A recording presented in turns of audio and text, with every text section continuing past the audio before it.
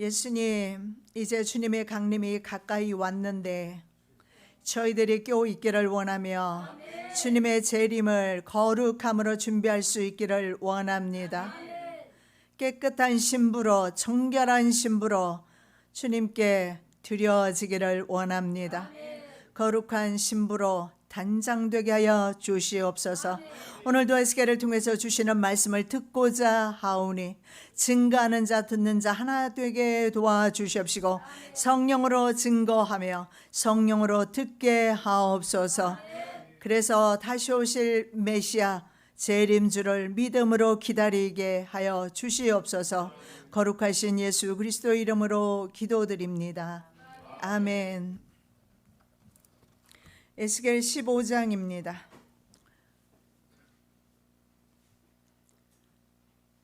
아궁이로 들어가야 하는 열매 없는 포도나무에 관련된 말씀입니다. 열매 없는 포도나무는 아궁이로 들어가야 하는 결과를 맞이하는 것을 에스겔 15장에서 말씀하고 있습니다.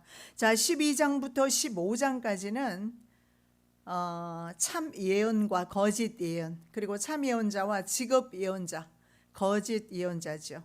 선지자가 주제였습니다. 그런데 이제 15장은 쓸모없는 포도나무 비유를 상징적인 표현을 통해서 예루살렘 거민들에게 바로 하나님의 심판이 선포되고 있습니다. 열매 없는 포도나무의 결과입니다. 불에 들어가게 되는 결과를 맞이하게 됩니다. 이스라엘은 주로 포도원으로 많이 비유됩니다. 바로 농부와 포도나무의 관계가 바로 하나님과 이스라엘 백성의 관계입니다. 예수님은 비유로 천국은 품꾼을 고용하기 위해서 포도원에 들여보내기 위해서 바로 이른 아침에 나간 집주인과 같다라고 마태는 20장 1절에서 말씀하고 있습니다. 바로 천국은 포도원 품꾼을 고용하고 있다는 사실입니다. 아마 지금도 열려 있습니다. 그러나 머지않아서 곧 닫히게 될 것으로 보입니다. 자, 신약에서는 하나님과 그의 백성인 교회가 바로 포도원과 농부 되신 하나님으로 비유되고 있습니다. 요한 사도는 예수님은 참 포도나무이다. 그리고 교회는 바로 가지이다. 진짜 포도나무는 사람이 아니라 바로 예수님이시다. 그리고 성도는 포도나무 예수께 붙어 있는 가지다. 가지가 바로 포도나무에 붙어 있지 아니하면 말라서 죽게 된다라고 말씀합니다. 하나님은 바로 농부입니다. 자, 농부는 지금 봄입니다. 열심히 부지런하게 움직이고 있습니다. 지금 씨를 뿌립니다. 그리고 한 더위에도 수확을 바라고 땀을 흘리며 포도원을 일구고 밭을 가꿉니다. 단 하나의 목적입니다. 그 목적이 바로 열매이다. 그래서 성도의 열매는 정말 중요하다라는 사실을 보여주고 있습니다.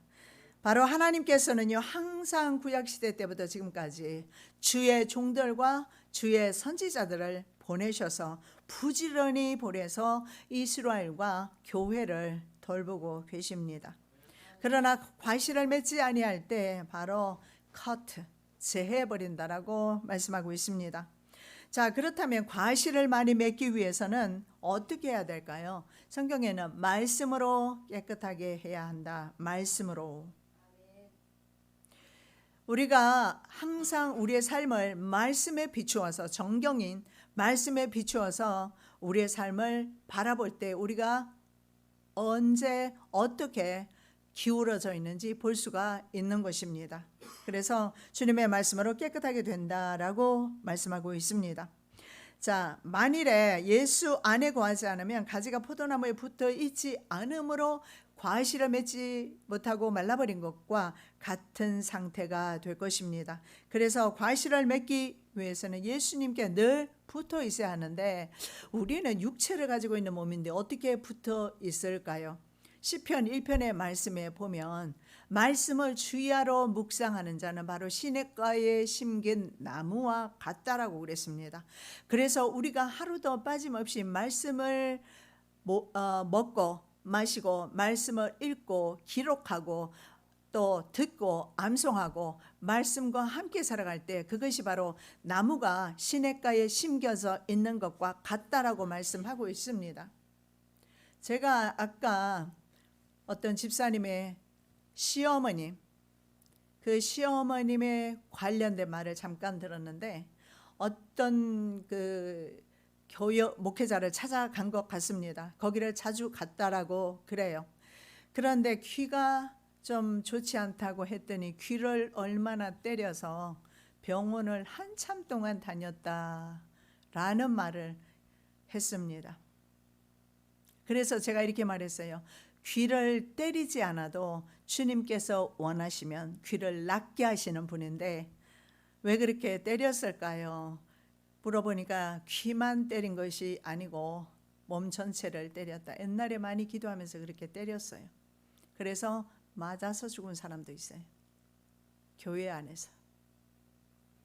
여러분, 너무 신비한 것을 쫓고 너무 예언을 좋아하고 계시를 좋아하다 보니까 그런 현상들이 나타납니다. 예수께 붙어 있는 방법은요, 말씀입니다. 하나님의 말씀이에요. 말씀 제쳐놓고 그 어떤 것도 우선할 수는 없는 것입니다. 아무리 때린다 해서 때려서 낫는다면 진짜 글러브 끼고 주먹으로 날려야죠. 때려서 낫는다면, 때려서 영생을 얻는다면. 그러나 우리가 깨끗하게 되는 건 오직 말씀으로 깨끗하게 된다라고 성경에서 말씀하고 있습니다. 그래서 왜 그랬습니까? 말씀이 바로 예수 그리스도이십니다. 말씀이 육신으로 이 땅에 오셨습니다. 그래서 우리는요, 예수님을 어떻게 보느냐? 말씀을 통해서, 여호와의 정경, 성경 말씀을 통해서 예수를 만나는 것입니다. 여러분, 성령님의 사람은 반드시 성경을 언제나 묵상하면서 살아가실 거예요. 그러나 성령의 사람이 아닌 육체의 사람은 성경은 서재에 꽂혀 있을 뿐일 겁니다. 그래서 바로 나무가 물가에 심겨져 있으면 전에 제가 말씀드렸는데 미국에 있는 저희 집, 지금은 이사했지만 바로 집 앞에 굉장히 일급수 물이 가재와 개들이 노는 그 가재들이 잡을 수 있는 그런 곳입니다. 그런데 그런 곳에 물가에 집이었는데 바로 나무가 한 그루가 큰 나무가 자빠졌어요. 그럼에도 불구하고 몇 년 동안 살아있는 걸 봅니다. 그 이유는 뿌리가 여전히 물가에 박혀 있어요. 뽑혔음에도 불구하고 일부의 뿌리가 물가에 깊이 박혀 있으니까 계속해서 잎이 마르지 않고 청청하게 있는 것을 봅니다. 우리는 말씀에 깊이 뿌리 내릴 때 우리는 마르지 않을 수가 있습니다. 자, 요한복음 15장 6절입니다. 사람이 내 안에 거하지 않으면 가지처럼 밖에 버리워 말라지나니 사람들이 이것을 모아다가 불에 던져 살아내니라. 가지는 불에 살라 없애지요. 심판을 상징합니다. 자, 포도나무는 포도주를 만들어서 사람의 마음을 기쁘게 한다라고 시편 104편 15절에 말씀합니다. 그리고 이 포도주는 때로는 하나님과 사람을 기쁘게 하기도 합니다. 그래서 사람의 영혼과 육체의 치료제로 쓰이는 경우가 있지요. 사도 바울은 디모데에게 자주 나는 병과 위병을 생각해서 포도주를 마시라고 쓰라고 말씀합니다. 이처럼 포도나무의 사명은 바로 열매인 것을 볼 수가 있습니다. 자, 포도나무는 열매를 맺혀 주인을 기쁘게 해야 합니다. 여러분, 포도를 심을 때는 무엇을 기대합니까? 포도 열매지요. 열매가 맺히지 않는 포도나무 자체는 땅만 버릴 뿐입니다. 땔감으로도 포도나무 가지를 보면 엉성하기 짝이 없어요. 화력이 없어요. 땔감으로도 영 부족한 것이 포도나무입니다.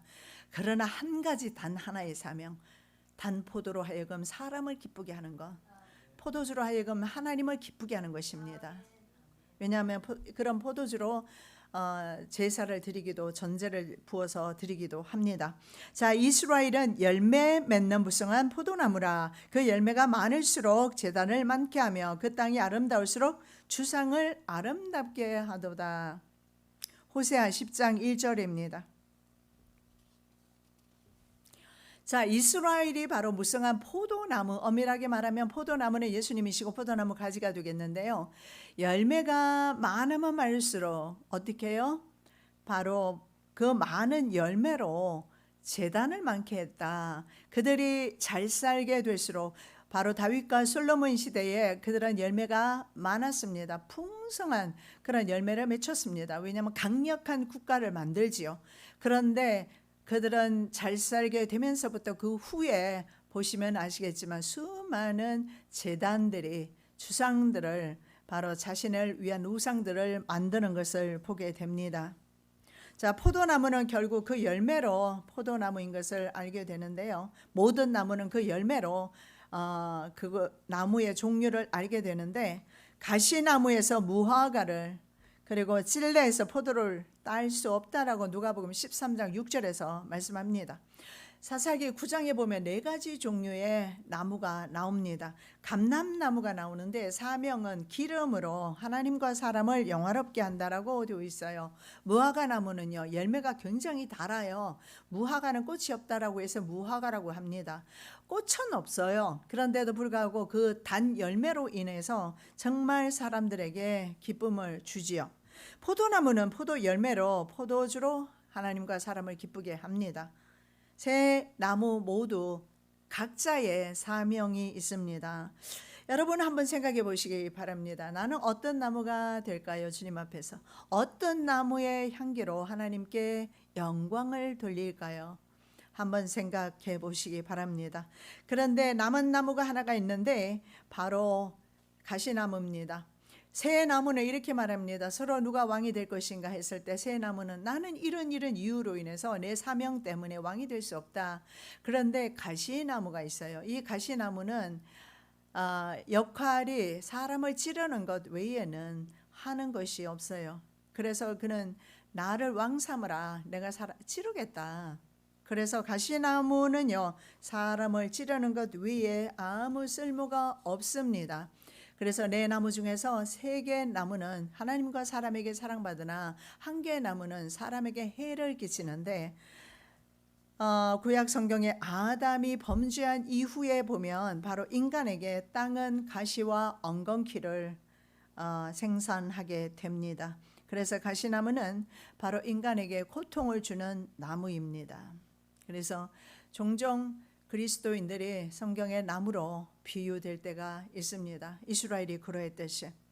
자, 1절에서 5절 내용은요, 포도나무는 온전할 때도 땔감 아니면 쓸모가 별로 없다라는 것입니다. 온전할 때도 땔감. 그래서 열매 외에는 정말 쓸모가 없다라는 것입니다. 1절입니다. 여호와의 말씀이 내게 임하여 가라사대. 계속해서 여호와의 말씀이 내게 임했다라고 에스겔은 선포하면서 자신이 선포하는 이 하나님의 말씀에 신적 권위를 부여합니다. 내 말이 아니라 바로 하나님의, 여호와 하나님의 말씀이다. 여러분 성경을 자세히 보면 선지자들은 자신의 말을 하지 않습니다. 하나님의 참 선지자는, 직업 선지자는 자신의 마음에 우러나오는 것을 합니다. 그래서 모세도 여호와께서 가라사대, 이 말밖에 안 합니다. 내 백성을 내보내라. 많은 말이 필요하지 않는다는 사실을 볼 수가 있어요. 자, 2절입니다. 인자야, 포도나무가 모든 나무보다 나은 것이 무엇이랴? 삼림 중 여러 나무 가운데 있는 그 포도나무 가지가 나은 것이 무엇인가? 포도나무가 나은 것이 무엇이며 가지가 나은 것이 무엇인가? 나무에 달린 것이 아니라 나무에 달린, 가지에 달린 것이 바로 열매입니다. 바로 열매지요. 열매가 귀하지 포도나무는 사실은 온전할 때도 땔감 아니면 쓸모가 없다는 것입니다. 나무가 그대로 있을 때도 땔감 아니고서는 뭘 사용할 게 없어요. 그것으로 뭘 제목으로 사용할 수도 없는 것입니다. 출생과 함께 인간은요, 출생과 함께 물려받는 것이 있습니다. 이것이 바로 아담의 범죄, 원죄라고 합니다. 그래서 인간은 전적으로 부패한 그런 모습으로 태어나게 됩니다. 그래서 바로 이런 포도나무 모습에서 전적으로 부패하고 쓸모없는 인간 내 모습을 볼 수가 있습니다. 기록한 바 의인은 없나니 하나도 없으며 깨닫는 자도 없고 하나님을 찾는 자도 없고 다 치우쳐 한 가지로 무익하게 되고 선을 행하는 자는 없나니 하나도 없도다. 예, 그렇죠. 선을 행할 수가 없습니다. 전적으로 부패되었기 때문입니다. 그럼 우리가 하나님을 찾느냐? 찾을 수 없다라고 합니다. 그래서 구원은 여호와께로, 주님께서 우리를 구원하셨지 우리가 주님께로 나아간 것이 아님을 알 수가 있습니다. 3절입니다. 그 나무를 가지고 무엇을 제조할 수 있겠느냐? 그것으로 무슨 그릇을 걸 못을 만들 수 있겠느냐? 예를 들면 백향목 중에서 레바논 백향목은 굉장히 이름이 있습니다. 그리고 상수리나무 등은요 열매는 없습니다. 백향목이나 상수리나무 열매 없지요. 그런데 이런 나무들은 목재로서 아주 훌륭합니다. 그래서 레바논 백향목은 주로 궁궐에 많이 사용되어지는 나무입니다. 그러나 포도나무 가지고 궁궐을 지을 수는 없습니다. 그래서 포도나무의 역할은 어떻게 하든지 열매를 맺혀야 된다. 성도가 주님의 그 사랑에 십자가의 은혜에 보답할 수 있는 길은 다른 것이 아니라 믿음의 열매를 맺히는 것이다. 주렁주렁 전도의 열매를 맺히는 것이며 성령의 열매를 맺히는 것이다 라는 것입니다.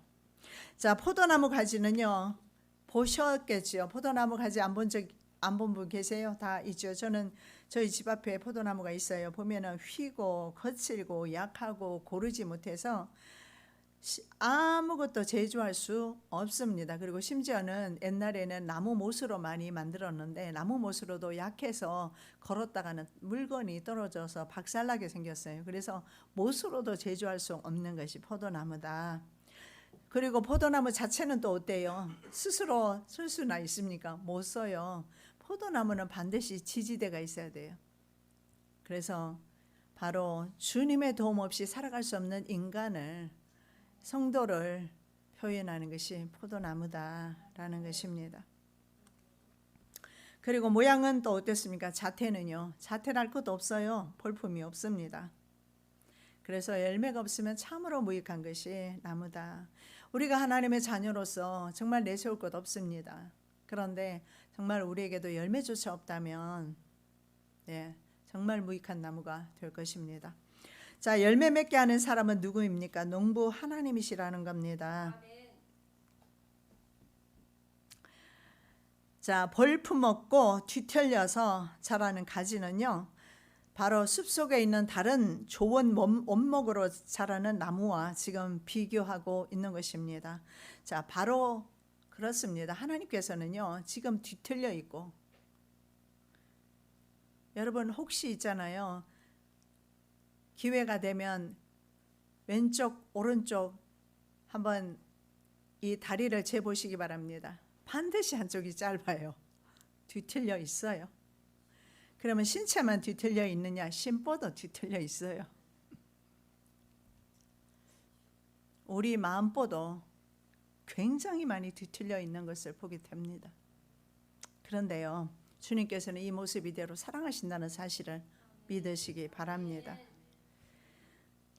바로 뒤틀린 내 모습이 있음에도 불구하고 하나님은 하나님께서 사랑하셨다는 이유 하나만 가지고 우리를 여전히 하나님 사랑 안에 두고 계신다는 사실을 믿으시기 바랍니다. 저는 시골에서 산책을 하면 그 편백나무 숲을 지나갑니다. 그런데 그 편백나무 숲을 보면서, 나무를 보면서 느끼는 것은 다른 나무는 장가지도 많고 굉장히 많이 가지가 잔가지가 많아요. 그리고 모양도 좋지 못하고 휘어져 있습니다. 그래서 거기에 출중하게 보이는 것이 바로 편백나무예요. 이 편백나무는 아주 올곧게 나무 통째로 그대로 자라나는 모습을 봅니다. 저는 그걸 볼 때마다 참으로 저것이야말로 인간들이 사용하기에 훌륭한 목재로구나. 그래서 저희 집에는 편백나무 침대 하나 있고 편백나무 책상이 하나 있어요. 향기도 있고 그리고 너무너무 결이 곧고 단단하고 그래서 책상도 침대로도 사용돼요. 그런데 포도나무는 편백나무하고 비교하면 혼자서도 못 써 있는 것이 포도나무다. 왜 하나님께서는 그러면 우리를 상수리나무, 편백나무로 표현하지 않으시고 포도나무로 표현했을까? 인정하시기 바랍니다. 내가 바로 뒤틀려 있는 포도나무다. 맨날 뒤틀어지잖아요. 조금만 저기 하면 우리가 어떻습니까? 마음도 상하고 또 때로는 낙심도 되고 우리의 모습을 보면 정말 참으로 부족하기 짝이 없는 그런 모습이죠. 그런데도 주님은 우리를 사랑하신다고 말씀하고 있는 것입니다. 자, 4절입니다. 불에 던질 화목이 될 뿐이라 불이 그 두 끝을 사르고 그 가운데도 태웠으면 제조에 무슨 소용이 있겠느냐. 여러분 이렇게 말합니다. 포도나무가 타기 시작하는데 양끝이 먼저 타기 시작해요. 그리고 가운데가 나중에 타게 됩니다. 히브리서 12장 29절에 보면 하나님은 소멸하는 불로 표현되고 있습니다. 그래서 불은 바로 하나님의 심판을 의미합니다.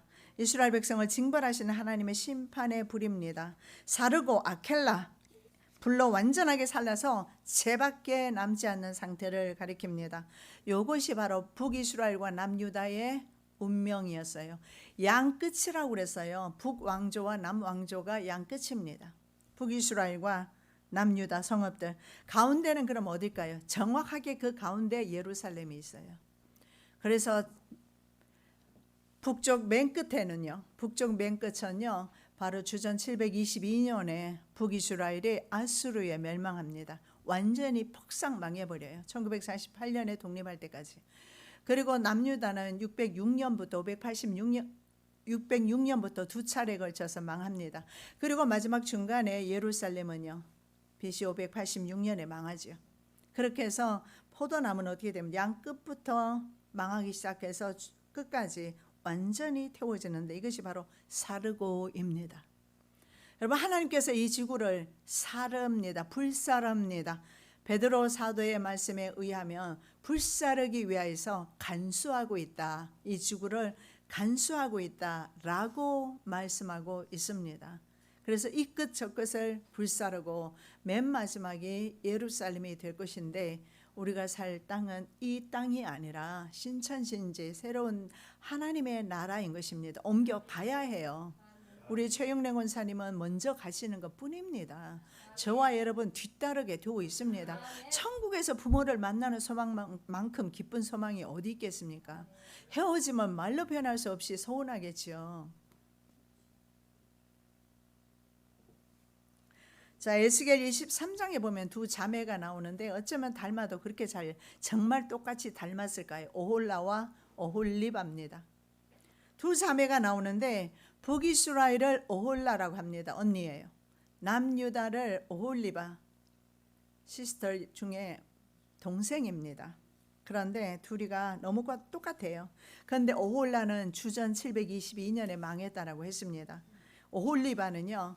오홀라가 망하는 것을 보고 좀 경고를 받아야 하는데 경고를 받지 않습니다. 그리고 한 100년 이후에 바로 오홀리바도 동일하게 오홀라와 같은 그 멸망의 길을 걸어갑니다. 이것이 바로 그 두 자매의 운명인데 저와 여러분의 이런 전철을 밟지 아니하기를 원합니다. 남유다는 교훈을 받지 못하는데 이 역사의 아이러니 속에서 결국은 자손들이 그 조상들의 습관을 그대로 한다는 거죠. 예를 들면 술을 많이 마시는 아버지가 있어요. 술 때문에 나중에 죽게 되었어요. 그러면 술을 아들이 멀리해야 되지만 아들은 보고 배운 것이 술이기 때문에 역시 자기도 술을 마심으로써 술로 망한다는 거죠. 보고 배운 것 때문에. 이것이 역사가 우리에게 주는 교훈인데 이걸 거스르는 믿음의 사람이 있습니다. 에스겔이나 다니엘 같은 믿음의 사람들은 그런 역사에서 교훈을 받고 끝까지 세상에 정복당하지 아니합니다. 하나님 나라 백성답게 꿋꿋하게 끝까지 신앙 지키지요.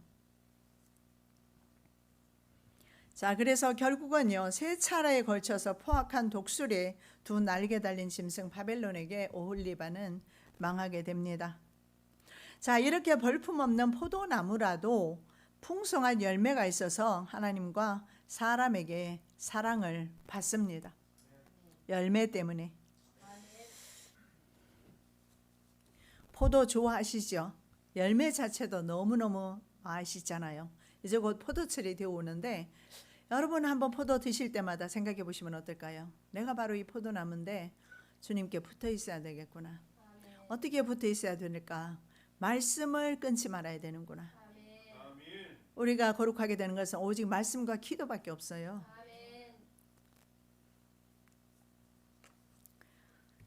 자, 열매가 있다면 하나님과 사람에게 사랑받습니다. 창세기 29장 31절 여호와께서 레아에게 총이 없음을 보시고 그의 태를 여셨으나 라헬은 무자였더라. 레아는 어땠습니까? 외모가 아름답지 않았어요. 그래서 남편에게 사랑받지를 못합니다. 물론 야곱도 너무 뜬금없잖아요. 사랑하는 자기가 사랑했던 여인 라헬인 줄 알았는데 동침을 하고 자고 일어나서 아침에 눈 뜨고 보니까 다른 여자예요. 그게 바로 레아입니다. 그랬겠지만 어쨌든 레아는 아름답지 못해서 처음부터 남편에게 사랑받지 못합니다. 그런데도 하나님께서 그를 불쌍히 여기시고 많은 자녀를 주셨어요. 그래서 보면 창세기 29장과 30장 내용에 보면 많은 곳에 보면 레아가 아들을 낳고 아들을 낳음에 레아는 잘한 것이 뭡니까? 열매가 많아요. 자녀 많이 낳으신 분 열매가 많습니다. 믿음으로 잘 키우시기 바랍니다. 많은 자녀를 출산했어요. 그래서 딸 디나까지 합하면 모두 7명입니다. 그리고 7명을 낳고 또 첩을 통해서 또 2를 낳게 되고 바로 많은 천국 열매를 낳는 것 하나님의 뜻이고 하나님이 기뻐하신다는 사실입니다. 실제로 이스라엘 백성의 숫자는요, 천국 백성의 숫자였어요. 그래서 여러분 그 결혼 제도를 보시면 형님이 자녀가 없이 낳았을 때 어떻게 합니까? 시동생이 형수와 동침을 해요. 그리고 자녀를 낳으면 어떻게 하죠? 그 자녀를 형의 이름으로 그 가게를 이어가게 합니다. 가문이 끊어지면 천국 가문이 끊어지기 때문에 그렇습니다. 그런 영적인 의미가 있어요. 그런데 유다의 아들 중에 그런 못된 아들이 있었죠. 형님에게 재산과 형님에게 그 아들이 갈 것을 생각해서 밖에 사정했던 못된 아들이 있습니다. 그래서 하나님 앞에 이제 저주를 받고 죽게 되죠. 그래서 이 열매는요, 천국의 열매입니다. 그래서 정말 열매 맺는 삶은 정말 하나님께서 귀하게 보시고 하나님께서 기뻐하십니다. 라헬은 반대로 어떻습니까? 외모가 곱고 아름다운 여자인데 열매가 없어요.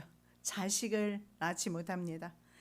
그리고 그렇게 간절히 평생을 사모했던 것이 결혼해서 자식이었어요. 그래서 라헬은 불쌍하게도 자기의 사모하던 것을 쫓다가 결국은 죽게 됩니다. 한많은 인생을 자식만 쫓다가 가게 됩니다. 전형적인 한국 부모들 같아요. 아들 낳고 싶어하는. 결국은 자기 추구하던 것이 자신을 죽음으로 몰고 간 것을 볼 수가 있습니다. 단지 화목으로 사용되는 열매 없는 나무의 슬픈 운명입니다. 5절입니다. 그것이 온전할 때에도 아무 제조에 합당치 않았거든 하물며 불에 살라지고 탄 후에 어찌 제조에 합당하겠느냐. 여러분, 가시나무나 엉겅퀴 그리고 열매 맺지 못한 포도나무의 마지막은 불입니다. 이 세상의 마지막은 불입니다. 열매 없는 신앙인들의 마지막은 불입니다. 부정할 수가 없어요. 부인할 수가 없어요. 에레미야 31장 15절입니다. 나 여호와가 이같이 말하노라. 라마에서 슬퍼하며 통곡하는 소리가 들리니 라헬이 그 자식을 위하여 애곡하는 것이라. 그가 자식이 없으므로 위로받기를 거절하였도다. 라마에서 통곡 소리가 들리는데 누구냐? 라헬이 우는 거라는 거예요. 라헬이 왜 울어요?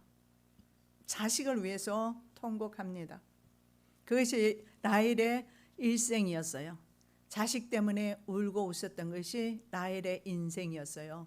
정말 잘못된 인생이었죠. 한나는 어떻게 했습니까? 그렇게 하지 않고 하나님 앞에 기도를 드려서 사무엘을 낳게 되고 후에 더 많은 자녀들을 낳게 됩니다. 자, 베냐민 지파 성읍 중에 하나가 바로 라마입니다. 라마는 예루살렘과 베들레헴에서 가깝고요. 베델로 내려가는 길목에 있습니다.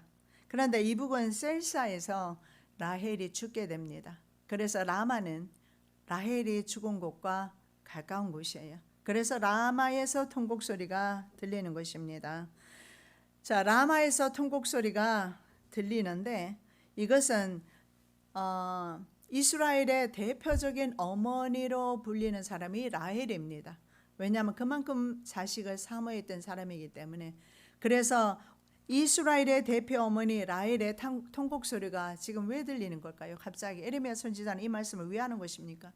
자식이 없어서 슬펐던 라헬의 그 마음과 바로 자식이 이제 후손들이 라헬의 후손이자 레아의 후손인 이스라엘의 후손들이 이제 어디로 가게 됩니까? 바벨론에 포로되어 가서 그곳에서 이제 죽게 되거나 그리고 그곳에서 고통받게 되는 포로되어서 끌려갈 후손들을 바라보는 라헬의 통곡이라는 것입니다.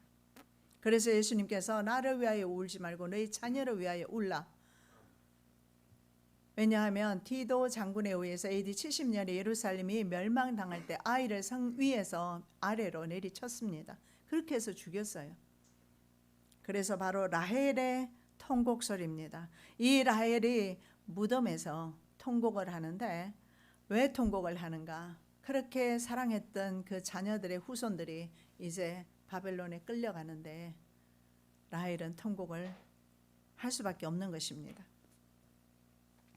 바로 불에 태워질 후손들, 그 후손들을 바라보면서 통곡하고 있다라고 에레미야 선지자는 그렇게 보고 있습니다. 자, 신약에 보면 라헬의 통곡 소리가 또 들리죠. 바로 이두메 사람이에요. 이두메는 에서의 후손이죠. 그래서 헤롯 왕은 이스라엘 사람이 아니고 이방인이었습니다. 이두메 사람 헤롯 왕이 2살 아래 유아들을 학살하게 됩니다. 그래서 베들레헴의 어머니들의 통곡 소리를 바로 에레미야 선지자의 이 말씀을 빌어서 마태는 그 말씀을 이제 하고 있습니다. 마태복음 2장 18절입니다. 이에 예레미야가 선지자로 말씀하신 바 라마에서 슬퍼하며 크게 통곡하는 소리가 들리니 라헬이 그 자식을 위하여 애곡하는 것이라. 그가 자식이 없으므로 위로받기를 거절하였도다 함이 이루어졌. 네, 그렇습니다. 바로 예레미야 선지자가 말씀하신 대로 라마에서 크게 슬퍼하는 통곡 소리, 라헬이 그 자식을 위해서 애곡하는 것, 그것이 바로 자식이 없어서 위로받기를 거절했던 것, 이것이 바로 이 유아 학살로 인해서 이 통곡 소리를 다시 듣는다라는 것을 말씀을 합니다. 자, 열매 맺지 못하는 나무는요, 불에서 타고 있어도 꺼낼 가치조차 없어요. 좋은 나무는 타다가 이거는 나무가 좋으니까 꺼낼 수도 있지만, 그러나 포도나무는 불에 타고 있어도 사람들이 거의 개의치 않는다라는 거예요. 만일 가시와 엉겅퀴를 내면 버림을 당하고 저주함에 가까워 그 마지막은 불사름이 되리라. 예, 엉겅퀴를 내면 불사르게 될 것이다 말씀하고 있습니다. 이것은 바로 열매 없는 신앙인에 대한 책망입니다. 그래서 마태복음 3장 8절입니다. 그러므로 회개에 합당한 열매를 맺고, 회개를 통해서 열매가 이루어집니다. 바로 하나님의 나라는 이 열매 맺는 신앙인들의 것이라고 말씀합니다. 그러므로 내가 너희에게 이르노니 하나님의 나라를 너희는 빼앗기고 그 나라에 열매 맺는 백성이 받으리라. 저와 여러분 한 주간 좋은 열매, 믿음의 열매, 성령의 열매 주렁주렁 많이 맺히시기를 예수님의 이름으로 축복합니다.